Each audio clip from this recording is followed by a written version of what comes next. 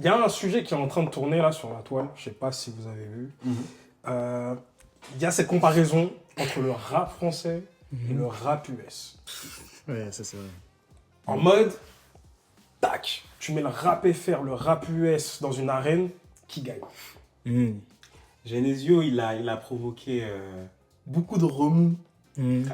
C'est vrai que c'est quand il a commencé à en parler que les gens ont commencé à C'est être ça. effervescents sur le sujet. Genesio, si tu nous regardes, Shout out big up. Genesio. Il nous regarde. Il nous regarde. Il nous regarde. Il nous regarde déjà, bah oui, c'est sûr. Mais du coup, moi j'amène le sujet aujourd'hui sur la table. Qu'est-ce que vous en pensez? Rap US, rap FR, fight, qui gagne? Surtout que il y a plusieurs aspects. Ok, vas-y, Que développe. ce soit déjà sur l'époque, que ce soit genre si on compare rap actuel, rap all-time, aussi bah, du coup l'aspect lyrical, l'aspect original, l'aspect des prods, l'aspect Ok. des flows, etc. Il y a plusieurs aspects sur lesquels on peut voir les bases. C'est vrai qu'il y a pas mal de choses. Il y a pas mal de choses. Il y a Donc, pas mal de choses. Mais comme ça, déjà, à chaud, tu répondrais quoi? Moi, comme ça, ça dépend sur quoi on se base. En vrai. Je peux pas. Historiquement, si on dit historiquement all-time global, Ok. c'est rap US, il n'y a pas de débat. Il n'y a pas de. Avant peut-être que tu développes ton avis. Qu'est-ce que Genesio avait dit précisément? Il avait dit que... Oui, c'est vrai. Genesio, il avait dit que si tous les rappeurs français faisaient un album en commun et que les rappeurs US faisaient pareil, l'album en commun français battrait celui des Américains. Ok.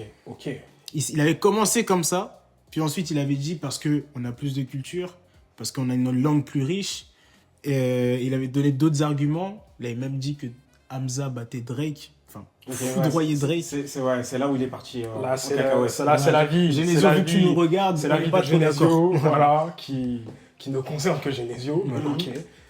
Mais ok. Donc c'est parti d'abord de rap FR, faire un album. Le rap US fait un album. C'est ça. L'album FR serait meilleur que Voilà. celui des US. Avec les artistes actuels, il avait précisé aussi. Parce Les que- artistes actuels. Oui, voilà. Ok. Il n'avait pas dit en mode si on faisait un projet commun avec tous les légendes US et les légendes français, non. C'est actuel. D'accord. Ok.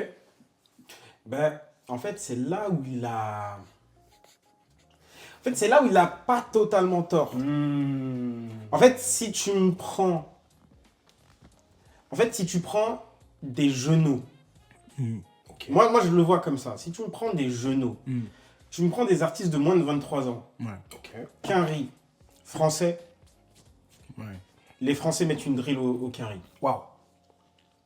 Mais Les si... Français mettent une drill au carré Ah, ouais. en prenant des artistes de moins de 23 ans. Ouais, ouais. Si tu prends des jeunes, Ok. des jeunes, en fait, la culture hip-hop aux États-Unis, vraiment, il faut comprendre que mais ça a descendu d'une force, c'est un truc de ouf. La baisse de qualité aux États-Unis, C'est elle vrai. est cataclysmique, tu vois. C'est vrai, c'est vrai. Genre, dans les années 90, on est passé de Illmatic à des Blueprint, Blueprint, College Dropout, B, Quality de Talib Kweli, Eminem Show. The Eminem Show. Dans les années 2010, c'est les To People Butterfly, c'est les Born Sinners, c'est 2014 Forest Drive, Astro World, Take care, ouais. Take care. Take Care. Et dans les années 2020, il n'y a pas de classique. Dans les années 2020, il n'y a pas de classique dans le rap US. Dans le rap US, il n'y a pas de classique. Waouh. Il n'y a pas de classique. C'est- Peut-être For All the Dogs Ouais, c'est pas un classique. de Drake. C'est pas un classique. C'est pas un classique. Mais sinon, il n'y a pas de classique. Pour moi, c'est low-key un classique parce qu'il y a des sons vraiment exceptionnels sur cet album. Mais à part ça, My Turn de Lil Baby n'est pas un classique. mais pourquoi, Utopia de pourquoi Travis on parle Scott de est un Lil Baby? classique. Wow. Lil Baby a sa place dans la conversation quand même. Bah oui. Non. C'est-à-dire qu'en termes de pertinence dans le rap US, pour moi, ce qu'il a amené de 2000... Alors, je reconnais que c'était pas pendant très longtemps. Ouais, de c'est 2000... 3 ans max. Voilà, 2018, 2019, 2020, 2021. 2021, c'est vrai. C'était Prime. un peu lui qui Prime. marchait sur l'eau. C'est ça. Genre, Genre, il a fait quoi, Lil Baby? My Lil Turn. Baby, My Turn. My Turn, déjà, album le plus streamé de l'année. Il a fait voilà les sons avec Gunna, l'album en commun avec Gunna, Freestyle le son.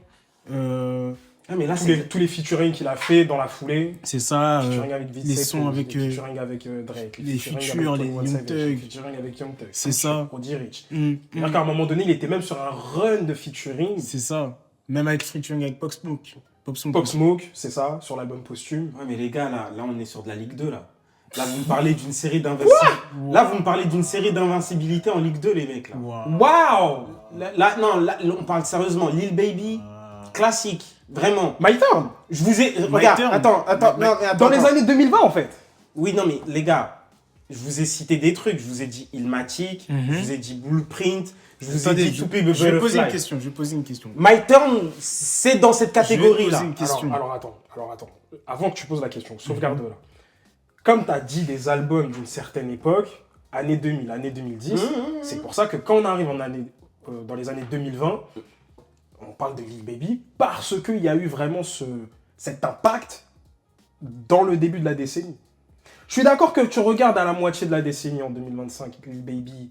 Ouais, c'est nulle part. Je crois que le dernier projet qu'il a C'est sorti, c'est un projet de son Leak. unreleased, voilà, des leaks. Donc c'est même pas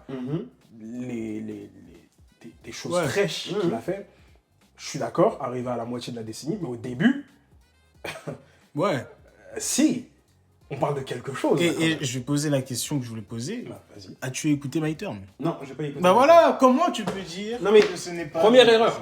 Non, mais les gars. Je Wow. n'ai pas vu Le Parrain, mais c'est un film de merde. Voilà, je le dis. Voilà, c'est ce que tu as dit.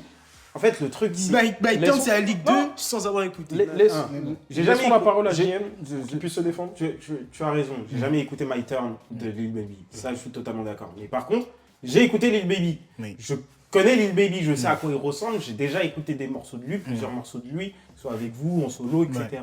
Featuring, etc. Ok. En fait, tu vois, Lil Baby, c'est pas un Kendrick, c'est pas un Cole, c'est pas... En termes de lyricisme, de flow, de versatilité, de choix de prod, de thèmes abordés, la profondeur dans les thèmes abordés. On n'est pas sur la même catégorie. Lil Baby, c'est juste un gars un gars qui a eu un peu plus de chance que les autres et qui a eu un peu plus de fame. Ouais. Qu'il ait des bons morceaux, qu'il y ait des bonnes prods, ça, je vous crois, ça, il n'y a pas de galère. Mais là, on parle classique.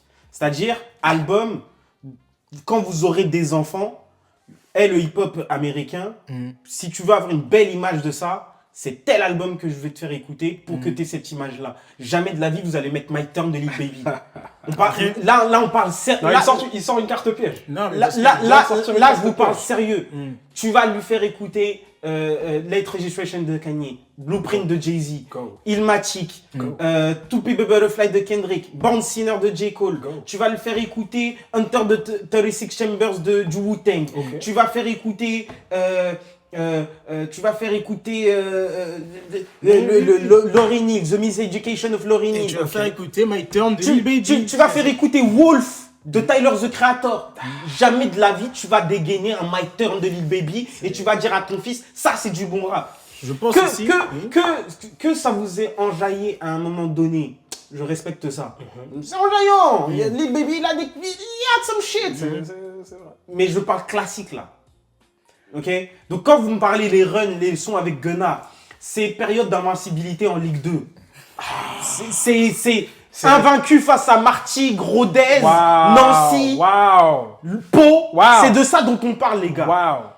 C'est de ça dont on parle. Moi pour quand même pas contrer ce que tu dis, mais plus redéfinir un classique, c'est quoi du coup? Qu'est-ce qu'un classique? Un classique, c'est un album qui traverse le temps et qui ne prend pas de rides et qui réussit à être pertinent par rapport à l'époque où tu l'écoutes. Ok. C'est-à-dire que... Trois gros aspects que tu viens d'aborder. c'est-à-dire que quand la force d'un Illmatic, pourquoi Illmatic est un grand album? Illmatic, c'est Nas qui a 17-18 ans et qui va te parler de la rue de manière extérieure. Tu ressors ça, je te fais écouter Illmatic avec les traductions. Toi, nous qui avons grandi Tarteret, Corbeil-Essonne, on représente, on peut relate à ça en fait. Ouais. Tu vois, un To Be Butterfly, qui est le cheminement d'un homme noir dans la société afro-américaine. Avec l'intro Wesley Theory, jusqu'à Mortal Man à la fin. Ce truc-là, ce schéma, ce chemin de vie-là qui est représenté sur l'album, dans 10 ans, dans 15 ans, dans 20 ans, on va vivre ça et donc on va pouvoir relate à ça. Pour moi, un album classique, c'est ça. Un My Turn de Lil Baby, j'ai pas écouté l'album. Ouais. Je ne connais pas les morceaux sur l'album. Je sais pertinemment que dans 15 ans, dans 20 ans, on va écouter ce truc, on va dire c'est de la merde. Waouh. Mais tout de suite. Non, mais Parce que jusque-là, tout allait bien. Et après, on va Dire- écouter, c'est de la merde. Dire que carrément ce serait. Quand même. Non, mais les gars, Il faut que tu écoutes l'album. Non, mais il faut que tu écoutes l'album parce que, en fait, ce qui est assez intéressant sur le projet, c'est. Donc, déjà, il y a 20 sons sur la version c'est trop. normale. Mais il est là le truc. Il y a 20 sons sur la version normale et je crois Deluxe. Je crois qu'il y en a 24. 25, il me semble. Comme ça. 25. Mm. Donc 25 morceaux en totalité. Quand tu écoutes l'album, je t'assure que tu ne sens pas le temps passer. Parce qu'en fait, tout s'enchaîne de manière assez fluide. L'ordre des sons aussi fait que c'est pas que... t'aurais l'impression que c'est un album trap, ce n'est pas que de la trap. Ouais. Il y a des tempos un peu plus lents, il y a des sujets un peu plus légers. Ouais. Là où je te rejoins, c'est qu'en effet, on va pas être sur la profondeur d'esprit qui peut être abordée sur Illmatic ou sur To Pimp a Butterfly, C'est ça. mais la versatilité dans les flows et dans les prods fait que c'est un album où à aucun moment tu t'ennuies et où à chaque morceau, t'as une vibe différente, t'as une émotion différente. Et pour ajouter à tes argumentaires, c'est que tu as oublié de préciser dans ta définition de ce qu'est un classique, le fait que ça a marqué son époque.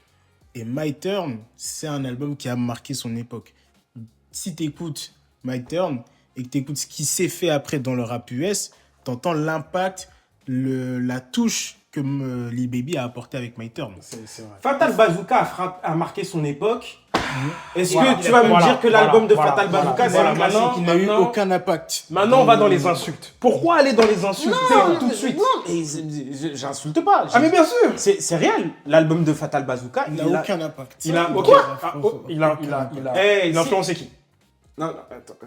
Il a influencé qui? T'as dit, dans un classique, c'est aussi un album qui a impacté Oui, sur c'est ça. l'époque. Ouais. Fatal Bazooka, Michael Youn, ils vont faire une suite. Ils vont refaire une suite de Fatal. Donc ça veut dire que ça a impacté leur époque. Mais c'est pas un classique. Mais voilà, Mais quand je dis ça a impacté, c'est c'est ce que je veux dire. c'est ce que je veux dire. Oui. C'est que c'est pas forcément parce que ça a impacté l'époque à laquelle c'est sorti que c'est forcément un classique. Mais c'est en rajoutant aux 3 points c'est pas- que c'est pas- t'as dit. C'est ce que j'ai dit, vraiment. Ça oublié de traverse son rajouter. époque. Ça impacte son époque. Tu l'écoutes 10-15 ans plus tard, ça n'a pas pris une ride. Mm. Et le troisième point que tu avais abordé, c'était... Que genre quand tu le réécoutes, à quel point c'est pertinent. Voilà, la pertinence, exactement, voilà. L'intemporalité, voilà, du propos qui est abordé sur l'album. Ah, Fatal Bazooka, c'est... Mais pourtant, Y a rien. on peut dire ça de My Turn. Et c'est ça. En théorie, on peut dire ça de My Et je Turn. rajoute, sans mentir, My Turn sort en 2020, moi je l'écoute en 2024.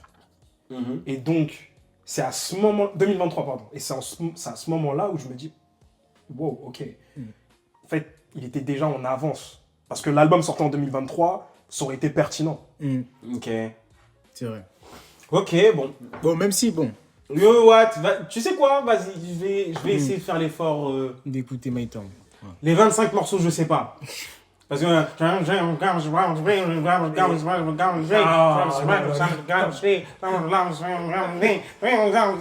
Tu vois, ça là, sur 25 morceaux, Ouais. ça va être compliqué, les gars. Et baby, si tu nous regardes... Bien sûr qu'il nous regarde! Big up. Il nous regarde! Mais pour recentrer, parce qu'on s'est assez écarté du débat initial. Pendant 14 minutes en plus. 20 des artistes de 23 ans, donc français, face du coup à des artistes de 23 ans qui arrivent, On peut aller jusqu'à 25, je pense. 25, donc 23-25, français, donc battent forcément des artistes qui arrivent de 23-25 ans. S'ils font le Ouais, même. bien sûr, bien sûr. Ok. Et tu justifierais ça par quoi? L'ère dans laquelle on vit, la manière de réfléchir à la musique. En fait, c'est... Quand Genesio il disait que les Français ont une plus grande culture que les Américains, c'est vrai. Tu vois, dans le sens où, oui, les Américains ont créé le hip-hop. Ça. Et même, il parlait pas de hip-hop, à proprement parler. Ouais, En tout cas, il de a parlé comment, vraiment de comment il a culture. argumenté, il parlait pas du tout de hip-hop. Il disait on a la culture africaine au global qu'on a, C'est que ça. eux n'ont pas. Que eux n'ont pas, en raison de l'esclavage, C'est ça. colonisation, etc., etc. En fait, nous, on a cette culture. En fait, on va te balancer une prod trap, drill, et tu peux sortir une mélodie que tu as entendue sur un album de Koffi Olomide, C'est ça, de ouais. Fally, d'un album de coupé décalé, C'est ça, un ouais. album de rail, tu vois. Fally, pourquoi poser sur de la drill? Ouais, en plus, ouais, il a fait de la drill. Il a posé sur de la drill. Ouais. Mais ce que je veux dire par là, c'est que la jeune génération qui a grandi avec des parents qui écoutaient un peu tout, ben, on a ingéré ça et on a mis ça plus facilement dans notre musique. C'est vrai. Tu vois. Même, tu vois, à titre perso, tu vois, tu vois, bon, je ramène ma science, mais genre un truc comme Vergeture, tu vois, c'est du mix d'R&B, mais avec du zouk. Ouais. Tu vois, il y a C'est ça. une écriture un peu rap. C'est ça. Tu vois, il y a plusieurs... Et même si on ajoute l'aspect aussi gospel, tu vois, des artistes français, il y a plein d'artistes français qui, du coup, ils vont à l'église, etc. et chantent de manière professionnelle, limite, mais sans l'être, et du coup, apportent ça dans leur musique, directement. Et aux États-Unis, au fil des années, en fait, il y a eu une dépréciation de la musique rap et hip-hop aux États-Unis. Par exemple, un exemple à la con, mais Lauryn Hill, par exemple, n'a pas de succès. Il n'y a pas de nouvelle Lauryn Hill. Ouais. Tu vois. Ça montre que, par exemple, si on veut mettre des meufs en avant, on va pas mettre leur côté intellectuel. On va mettre leur côté ratchet en avant. Et en fait, ça, il y a pas de... C'est qui le nouveau Nas? Tu vois. C'est qui le nouveau Kendrick? Tu vois, il y a pas... Kendrick, ça fait 15 ans qu'il est là. Après, j'ai envie de dire, à chaque époque, a son rappeur. Il n'y a pas à chaque fois un tel à chaque époque. Oui, mais Parce que Kendrick, c'est un nouveau quoi? C'est un nouveau personne. c'est un nouveau Tupac. Nouveau Jay-Z. C'est ça. C'est peut-être même un mix de ces trois-là. C'est ça. Exactement. C'est un nouveau André Mais 3000. c'est comme vous avez dit, c'est un Voilà. mix de v'là les gens.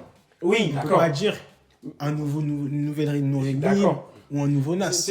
Effectivement, c'est réducteur de penser cela. Mais ce gars-là appartient à un courant de pensée musicale, tu vois, qui est clairement défini. Ouais. On va pas forcément choisir, on sera pas d'accord sur Oui. qui est l'influence de Kendrick, mais on voit vers qui Ouais. on peut le mettre. C'est ça. Dans les petits, là.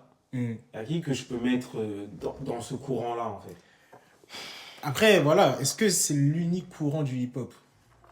Est-ce que on réduit pas le hip-hop uniquement à l'aspect conscient, intellectuel, profond même, dans les lyrics, dans la manière de le faire? Est-ce que ça doit forcément être un hip-hop appliqué pour pouvoir impacter les gens uniquement à travers cet aspect-là? Oui. Est-ce que le hip-hop ne peut pas être aussi les émotions que ça fait ressentir? Parce que Si, ça peut être léger, quoi. Oui, la question que tu poses est légitime, et oui.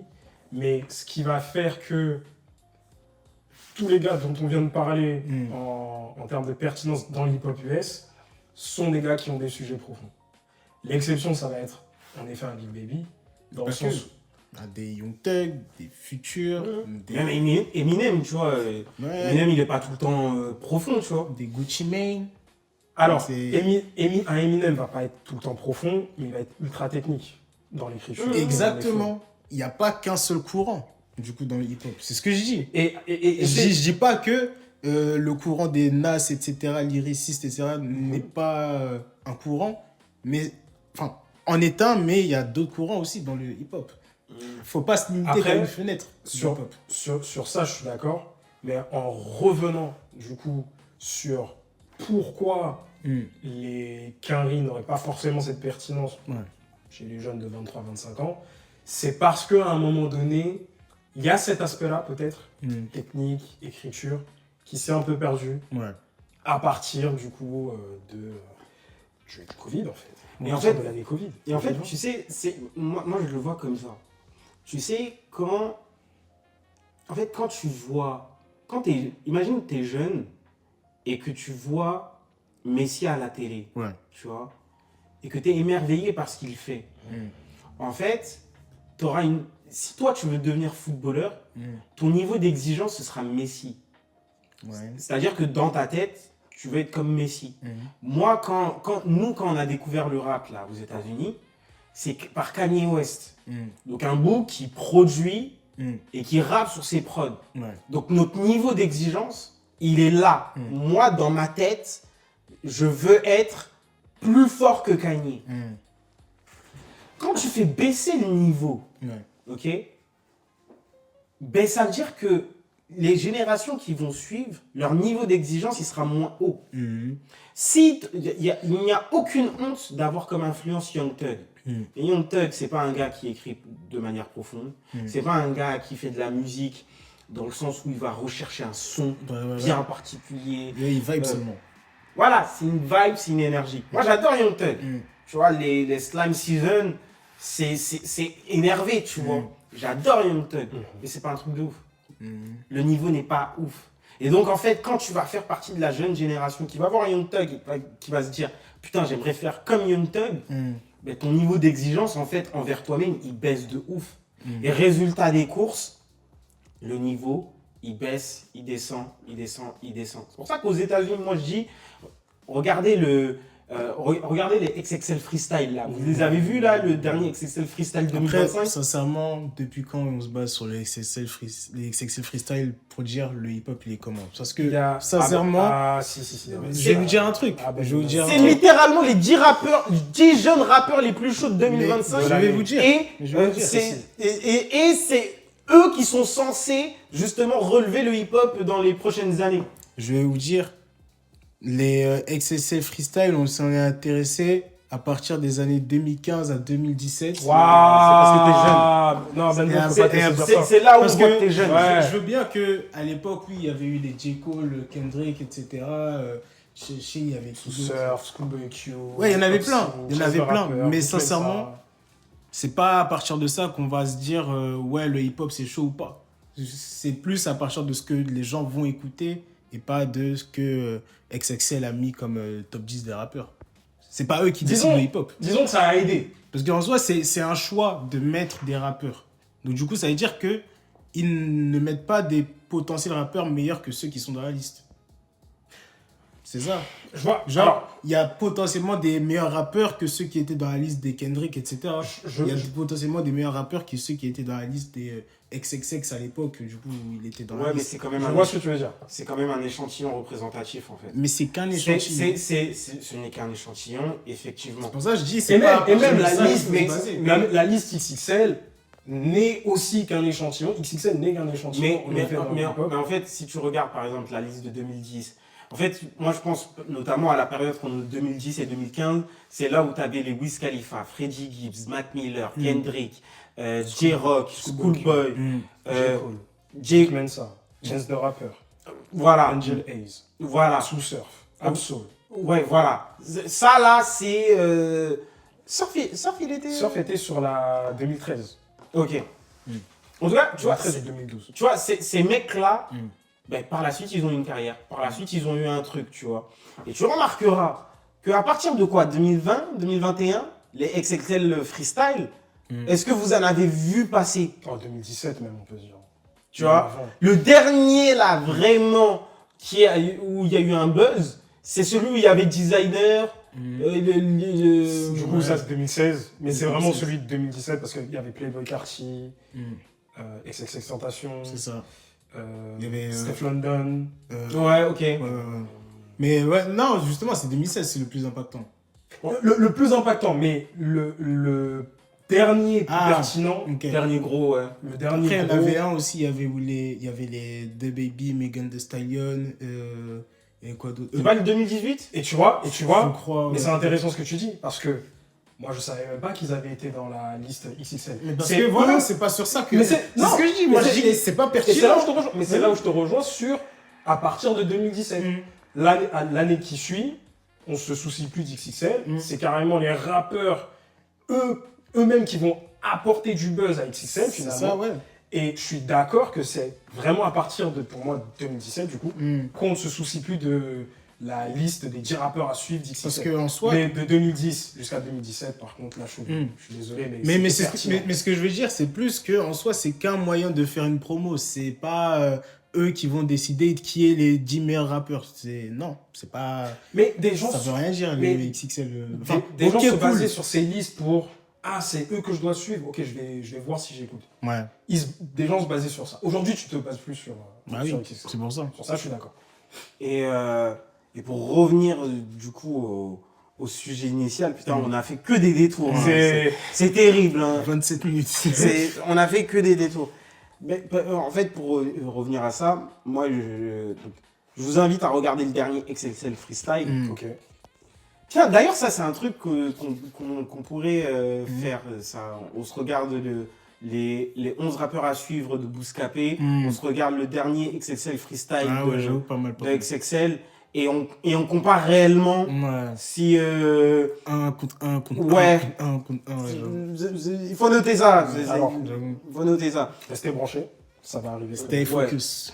Mais tout ça pour dire, pour revenir au truc initial, quand tu regardes les rappeurs américains, le niveau a vraiment, mais vraiment, vraiment, vraiment, vraiment baissé. Genre, c'est plus...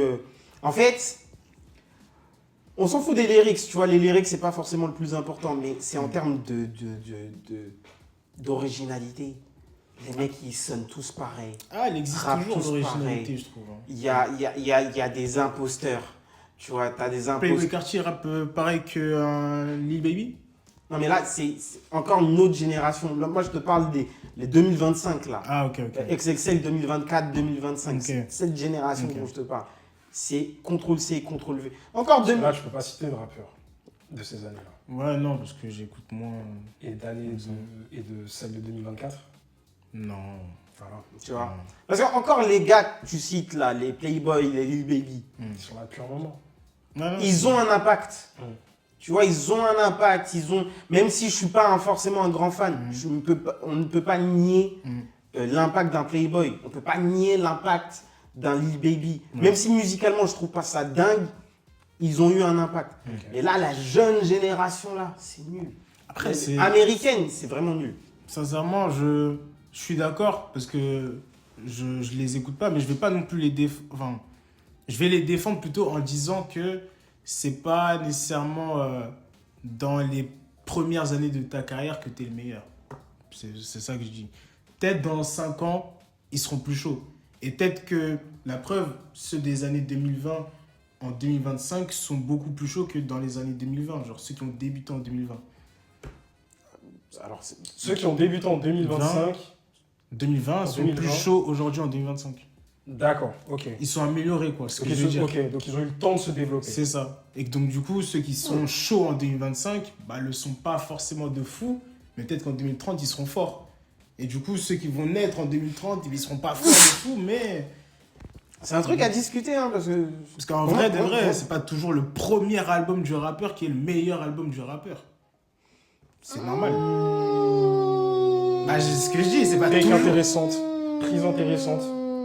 Parce que si on commence à regarder les albums de début, Parce que C'est artistes au hasard. Juste pour compléter, par exemple, si on regarde toutes les XXL, ouais. est-ce que leur premier album à eux tous sont leur meilleur album ou c'est par la suite qu'ils ont sorti leur classique? On va prendre allez, c'est bon, on va en citer quelques-uns au hasard. Kendrick, est-ce que son meilleur album c'est Sex and the Alors, c'est...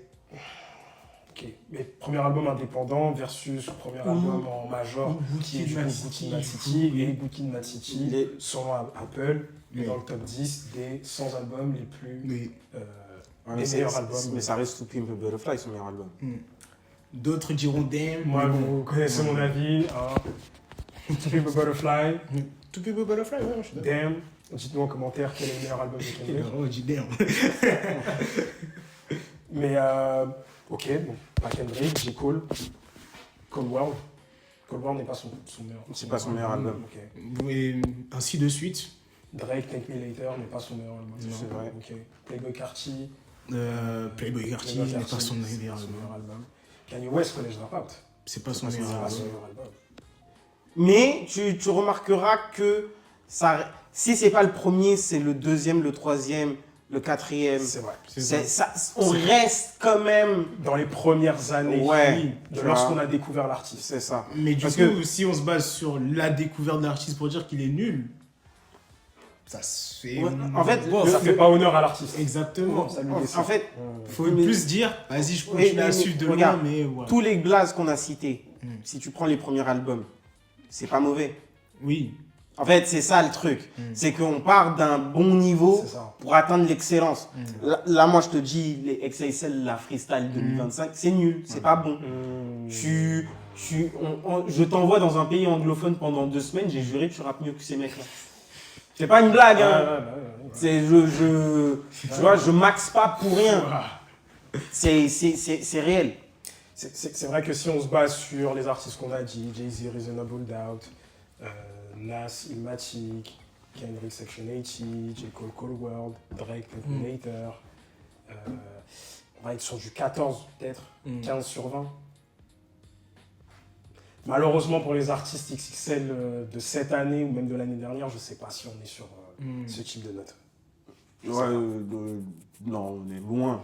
On est loin de ça, tu vois. Moi, en tout cas, quand j'ai écouté le XSL Freestyle, j'étais en mode, ouais, non, le niveau, il est trop bas, là. Il y a des imposteurs dans le truc et tout. C'est vraiment... tu te dis, putain, la culture hip-hop aux États-Unis, c'est compliqué. Hein. Ouais. C'est vraiment compliqué. Parce que si tu regardes... Même, j'avais même vu un truc, genre, par exemple, il n'y a plus de cypher au BET Cypher. C'est vrai, ils ont arrêté ça. Il n'y a plus de cypher. Ils ont arrêté ça. Parce que le niveau est trop bas. Ou alors ils l'ont gardé, mais je crois que c'est préenregistré, donc du coup c'est... Ou c'est sur Internet, je sais plus, mais en tout cas, c'est plus diffusé. Ouais, Et, dans la oui, cérémonie des BET. c'est vrai, c'est ça. Voilà. C'est ça. Pourquoi? Parce que le niveau est trop bas. Ouais. Eux-mêmes, ils savent, c'est embarrassant de mettre des dyslexiques, tu vois, illettrés. Damn. Non mais c'est vrai. Shout out à tous mes dyslexiques Qui nous regardent. Shout out. Je sais que vous nous regardez les... C'est ça. Voilà. Mais en tout cas, tu vois, c'est embarrassant, tu vois, de mettre des petits... Ouais, des gars qui... Tu sais qu'ils peuvent... Tu sais qu'ils sont incapables de faire l'alphabet sans bégayer, tu vois. Damn. Tu vois ce que je veux dire? Et c'est embarrassant, tu peux pas mettre ça en fait à force. Que le système... Ce n'est aucune pique à nos confrères américains qui nous regardent. Mais voilà, gouvernement américain, si vous pouvez faire quelque chose dans le système éducatif, Venez en aide à ces pauvres jeunes. faites quelque Venez en chose. aide. Faites quelque chose. Mais alors, du coup, voilà, si du coup on résume / conclut la question de qui gagne entre le rap FR et le rap US, c'est le rap FR parce que l'ascendant sur la culture. Si, en fait, c'est vraiment, il faut appliquer un contexte. Le rap américain, historiquement, sera toujours plus important que le rap de n'importe quel pays. Parce que le rap a été créé aux États-Unis, que c'est une culture américaine, que ça vient de la souffrance des Afro-Américains et qui ont voulu retranscrire en fait leur vie, la violence de ce qu'ils vivent à travers donc, cet art qu'est le rap. Ouais. Et en plus, le rap se base sur du sampling de musique noire, donc des artistes comme Curtis Mayfield, Stevie Wonder, voilà, il y a tellement d'artistes, Diana Ross, Donna Summer, you name it, tellement d'artistes qui ont vécu à qui on a pu appliquer une seconde lumière grâce au hip-hop américain. Il n'y a rien qui dépassera le hip-hop américain, historiquement parlant. Ouais. Maintenant, si on prend un contexte précis, tu prends des U23 américains, tu me prends les 11 rappeurs à suivre de Bouscapé, la liste XXL Freshman, tu vois, de l'année, de la même année, les Français éclatent les Quinry. Ouais, je pense aussi. Parce que l'aspect musical, de par l'aspect musical, de par la versatilité qu'ils ont, les rappeurs français, mine de rien, chantonnent. Oui. Tu vois, ils chantonnent et ils rappent. Oui.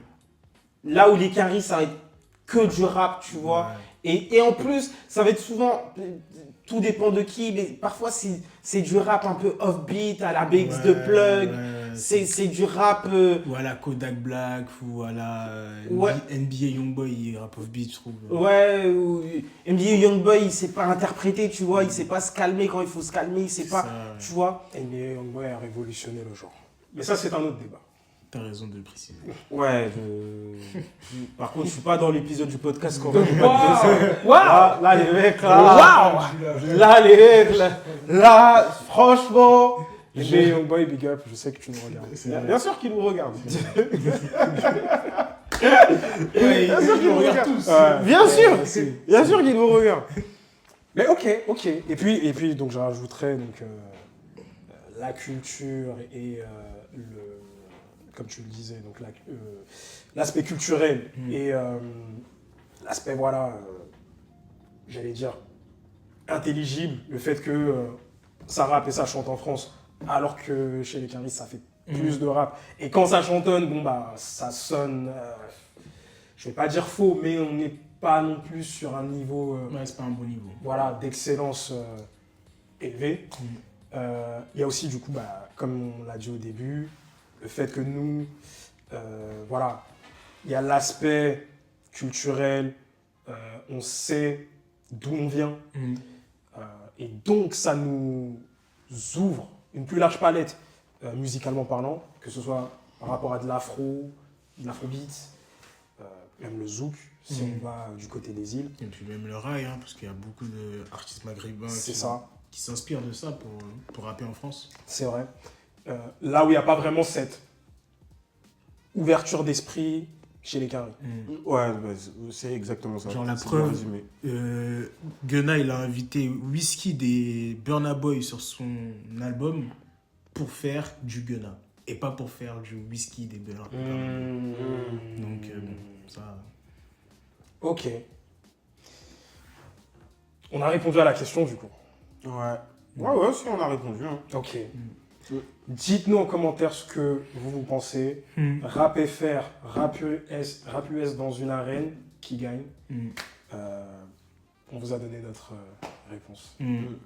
Et je fais une mini conclusion. Par contre, si on prend peut-être les top 20 des rappeurs les plus importants historiquement US et le top 20 historiquement des rappeurs français, les Quinry, c'est même pas un débat en fait. Ok. Tellement la différence est abyssale entre le top 20 américain et le top 20 français. Je pense que ça va être un débat pour un prochain épisode parce que là, Il y a des choses à dire. Il y a des choses à dire. il y a matière à discuter. Ouais, je sais pas, qui au niveau de Jay-Z, Kendrick, Nas en France. Il y a matière à discuter. Booba, dire, Caris, Damso. T'es sûr? Il y a matière à discuter. Il y a matière à discuter. C'est bon. Ben vas-y les amis. Big up à vous. JM, merci beaucoup. 6e, merci à toi. Bendo. Merci à toi, 6e. Bendo. JM, on est ensemble. Peace. Peace. Combien de temps 40 minutes. 40 minutes.